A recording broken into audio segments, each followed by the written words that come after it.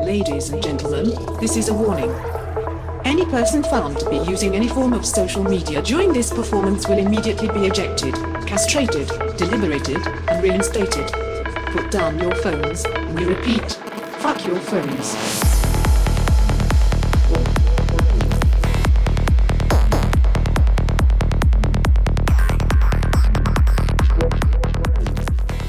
My name is Viktor Kidson, and we're in Los Angeles at the Redbury Hotel, right next to the Avalon nightclub. I got Tyas with me. How you doing, man? Really, really good. Bit jet lagged, but yeah, just arrived just a few hours ago, but ready to go for tonight. Yeah, you actually got in like 5-6 hours ago, and then you're playing tonight, and then you head out tomorrow. Yeah. Is that that way you usually travel, or how does it look like? I'm always pretty much, I'd like to get to a place as early as possible, so it's not just like, you know, landing and then going right to the club, but then I'm also like, I like to be, especially with a place like LA, unless I'm doing another weekend of shows in America, I'd rather just get back to Europe before the jet lag really does get a chance to set in. You're playing Avalon. What does that nightclub mean to you? Because it's a legendary nightclub. Yeah, I mean, Avalon's been great, especially over the last few years to me. I mean, in between gigs at Exchange and gigs at Avalon, I've done quite a few at each over the last 5 years, and they're both awesome spaces. And tonight's Avalon. I'm doing it alongside Freedom Fighters, so I'm expecting a big turnout. So it's a good chance, and plus I love the time slot. 2 to 4 here in LA for Avalon is the diehards and the high energy peak time. I know we say that in Europe because that's probably the time where things are just getting heated up. But here, you know, everything closes down at around the clubs close mostly around 4 o'clock. So, you know, you really it's the peak time, and yeah, I'll have plenty of stuff ready for that. This is my first time at Avalon tonight, so I can't wait to see what it looks like. The last time we met was like 2 years ago or something, 2014, and then you just launched the whole DEGENERATE thing. How does it feel right now? Really good. It's actually since the point where it was brand new, since we last talked, I guess.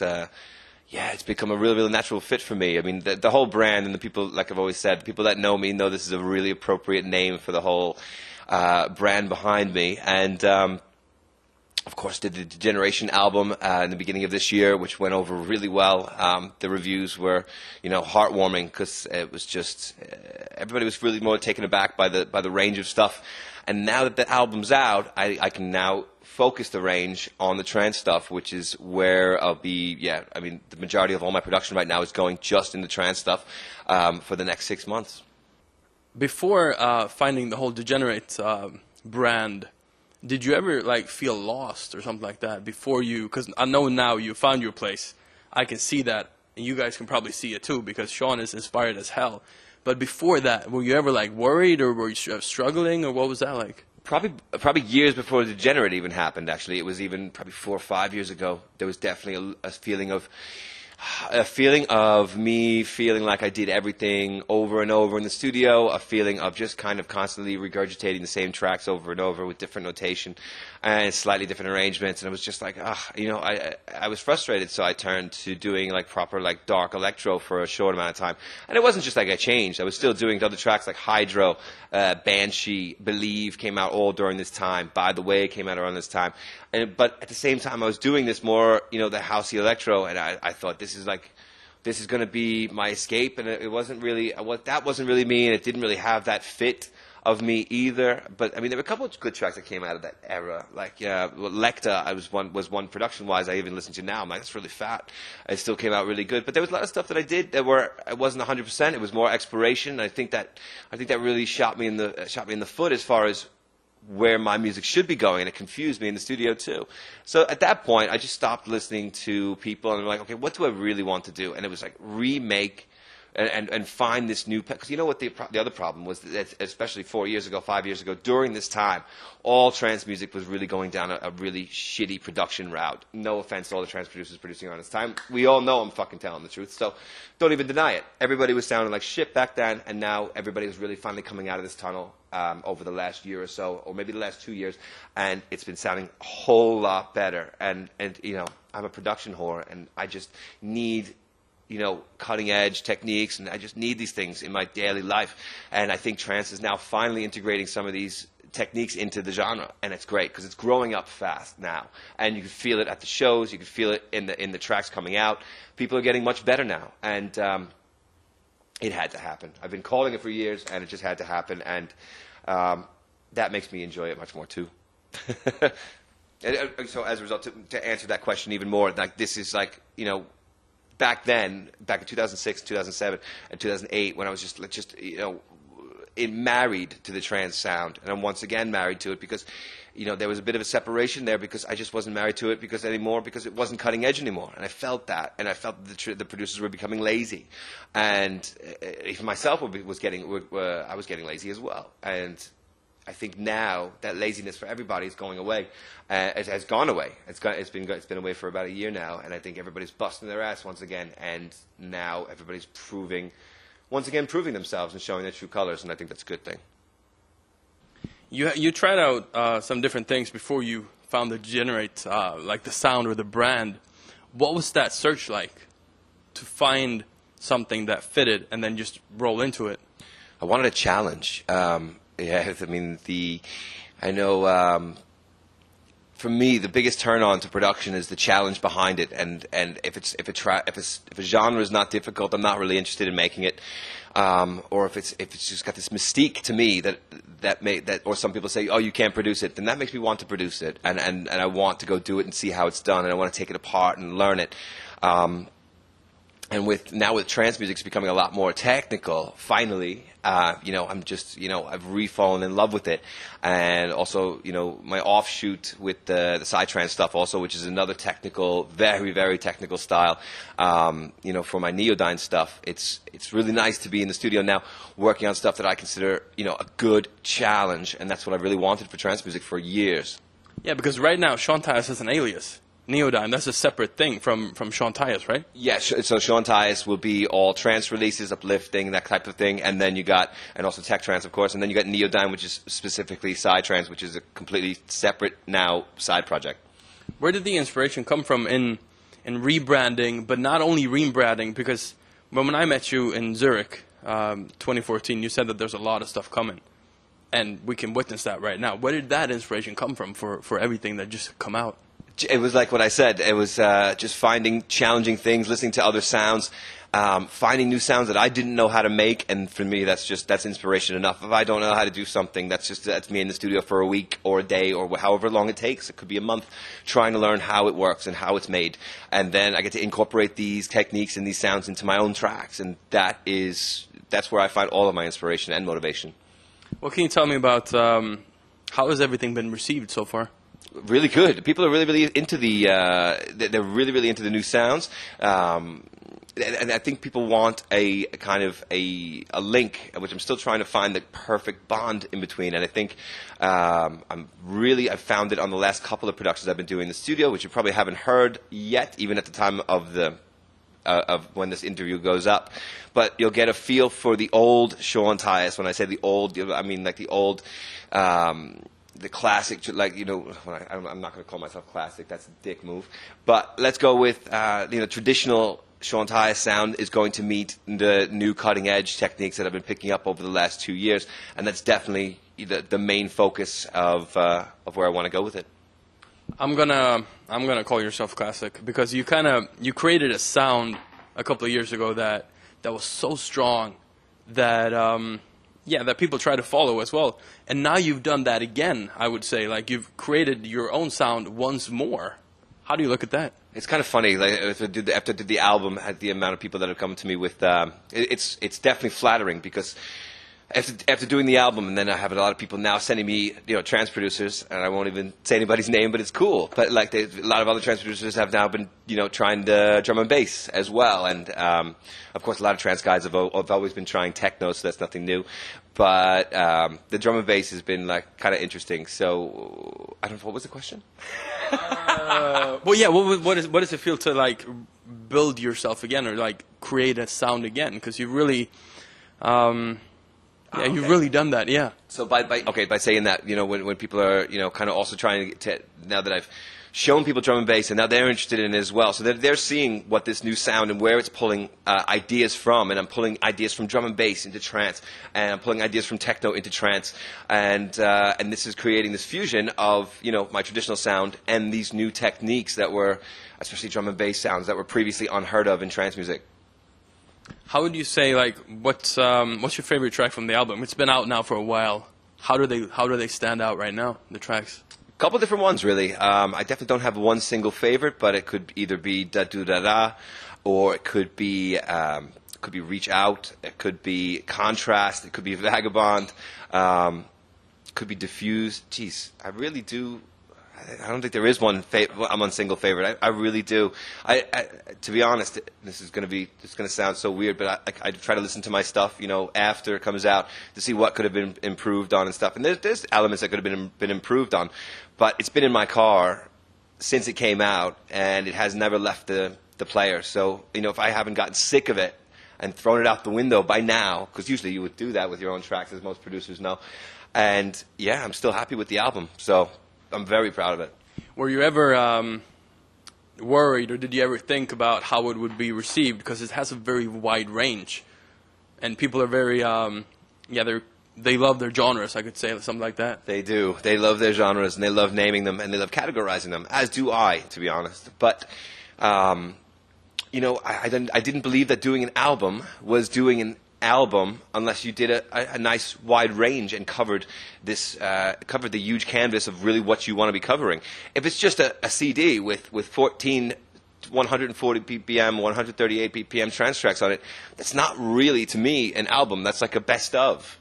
You know, or that's like AKA a compilation. I wanted an album, an artist album, where there was, you know, this kind of free-running thing, and it was cool to do it as a continuously mixed album too. So it's, you know, one track into the next, and try to find ways to kind of link the two tracks, especially like drum and bass into 126 BPM techno, and then back out into trance. And yeah, it was a cool. For me, that's what I wanted for it, and I think people absolutely respected the range. And like I said, you know, people responding to the two drum and bass tunes on the album was really interesting to get that kind of feedback on it. Yeah, because you did drum and bass, and that's something new to you as well. How were those tracks received, like, in the drum and bass community? Have you gotten any feedback from there as well? Not a whole lot. I mean, a couple of friends that do drum and bass, like Des McMahon, who's hardcore into the drum and bass scene. He's really good at it. He just became A&R over at Play Me Records, which is an amazing drum and bass / neuro label. And you know, he's always said that, like, I was really, really, you know, it was a natural fit for me to do the drum and bass, and that was nice to hear from him, because he's very, very critical on the stuff. But as far as the drum and bass community goes, you're not going to crack a genre first time out. In almost any genre. So, like, you know, getting the drum and bass heads to embrace a trance guy going to do drum and bass tracks, it's not going to happen. So I didn't really have high hopes of, you know, seeing Friction playlist my tracks on BBC Radio 1, but that was not the intention. The intention was to simply see if I could do the tracks. What's your next move as the Degenerate? Next move over the next 6 months, just trance tracks. You know, now that, of course, yeah, all the stuff that I've been working on in the studio last week, the week before, probably the week before that, and for the next couple of weeks is just going to be Sean Tyas trance tracks. Just signed a new single over the Future Sound of Egypt, which I'm really excited about, and I think you will be too.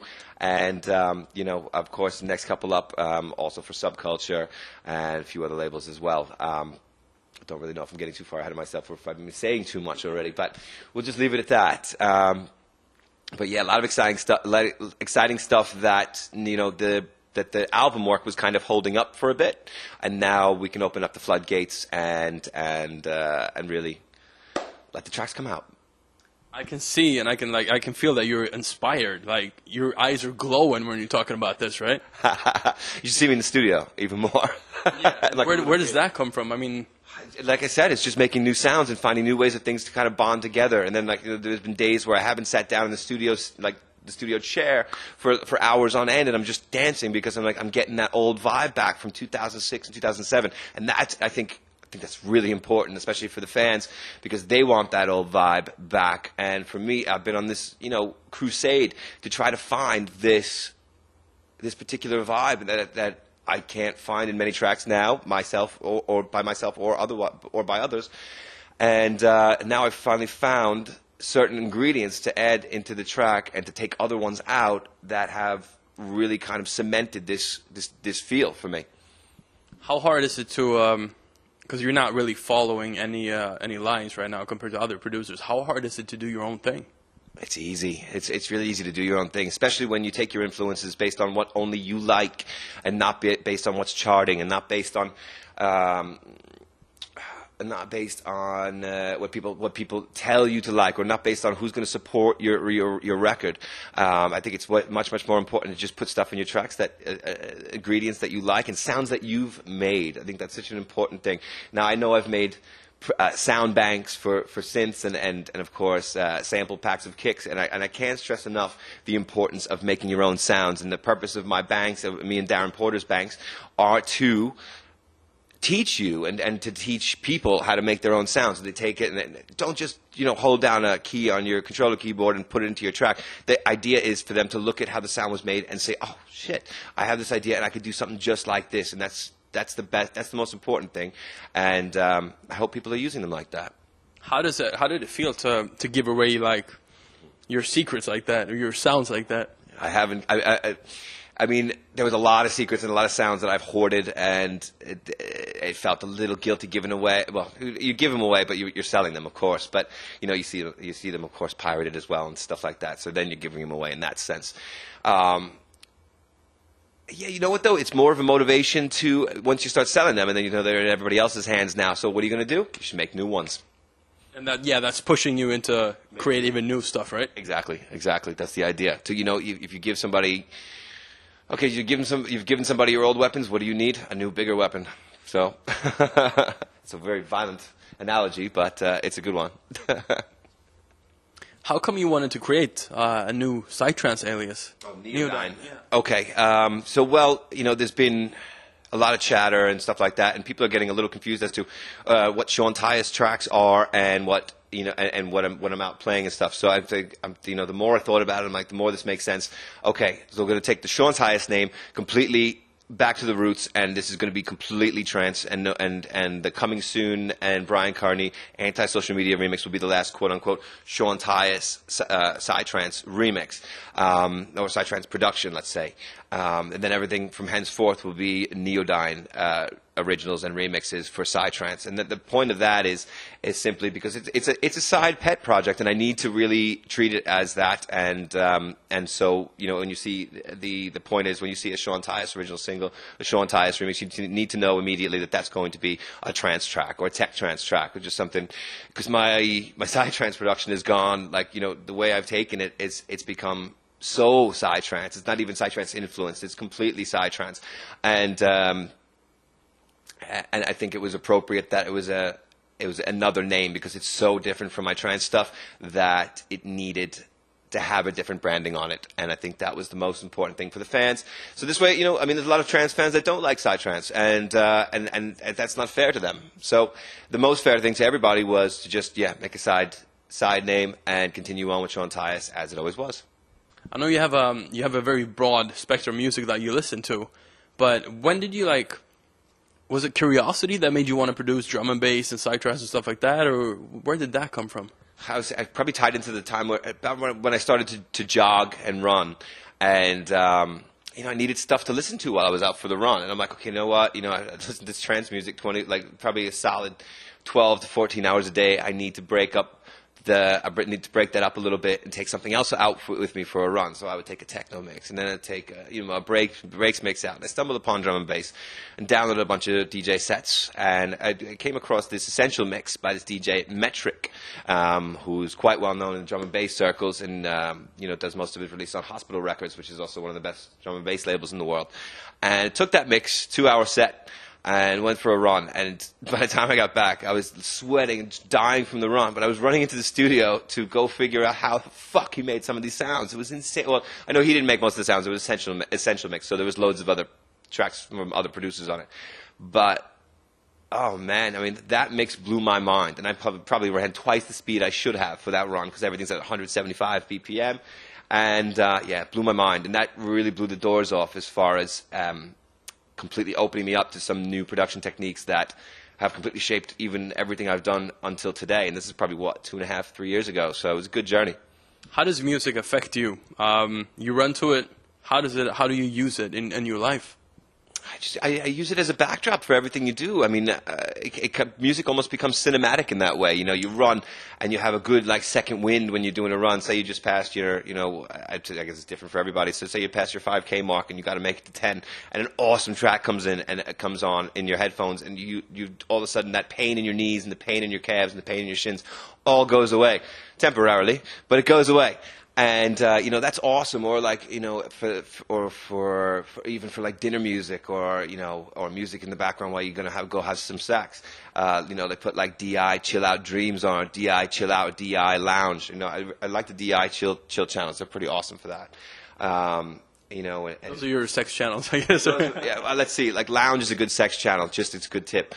Chill Out Dreams is a good sleeping channel. Chill Out and Lounge are both good food channels. Oddly enough, yeah, Lounge works good for sex and good for eating. So maybe, I guess you could do them both at the same time. I don't know. So sex while eating. I guess that is kind of sometimes sex, isn't it? But then you got, you know, other things while you're driving. I definitely like to hear some trance or listen to psytrance while I'm driving. You know, it's a backdrop for everything you do in life, and everybody has different, you know, go-tos for what they want to listen to while they're doing a particular activity. So that's a cool thing, but it is different to everybody, of course. But I have a funny feeling most of the people watching this interview are going to have trance for the background for everything, but that's fine. What's your weirdest music go-to? Do you have like an old 80s track that you go back to or something like that? My weirdest music go-to. You know what? I used to put, okay, this is an awkward one. Not awkward, it's a weird one. I used to, what the hell? I think it's called Lost Souls. I think it's 9 Inch Nails, Lost Souls. It was a track in The Crow. And it has got one of the best sets of background percussion I've ever heard. I'm pretty sure it's called Lost Souls. It was the main song in the movie The Crow. And I used to put my 3 girls, I used to rock them in my arms in my studio with this track like blasting. Until the end of it, because the guitar comes really, I was doing the chorus sections, the guitar comes really loud, so I go ride the volume down a bit during those sections. But they would fall asleep to this track, and also to 9 Inch Nails, Hurt, and, you know, that was an awesome lullaby track, and my kids would fall asleep to that track before the guitars would get distorted at the very end of the track. So you kind of, if you're putting your kids to bed, just as a fair warning, you should listen to it first to see where the guitars come really loud and really distorted, so you're ready for that. But yeah, it's a good example of where you would turn to for music as a solution. How does your kids look at your music? Oh, they love it. I love driving in the car. I was debating doing one of those crazy trans family car videos, because my kids, my 1-year-old, she'll even sit in her car seat and she's rocking out to these tracks, and she looks at her sisters, she's mimicking their hand movements and stuff like that. So they really enjoy. I think they like the trance stuff the most. They get into the drum and bass too, but just because it's fast, and kids love fast music. But they like the trance the most, especially the ones with the vocals. They have to have, as a specific one, you know, my oldest daughter Mackenzie always requests "Start Over" off my albums. So she likes the vocal ones that she can sing to, and she sings all the words, which is cool. How does it work with with the family while you're touring? How much in contact are you with the family? All the time. I mean, FaceTime and Skype are just amazing tools now at this point. I mean, I couldn't imagine how it was 10, 15 years ago when people started and there was no video calling, and Wi-Fi was limited, and the cell phone plans were prohibitively expensive for data roaming. And now you have all these things at our fingertips, and I think families, traveling DJs with families like myself, are, you know, it's a much easier time of staying in touch. You know, I get pictures nonstop from my wife, and little videos where my kids are saying, "Papi, I miss you," and they blow me a kiss. It's like, you know, that's good. I mean, it really cuts down on the homesick level for sure. Like, what else right now can we expect from Sean Tyas for the rest of 2016?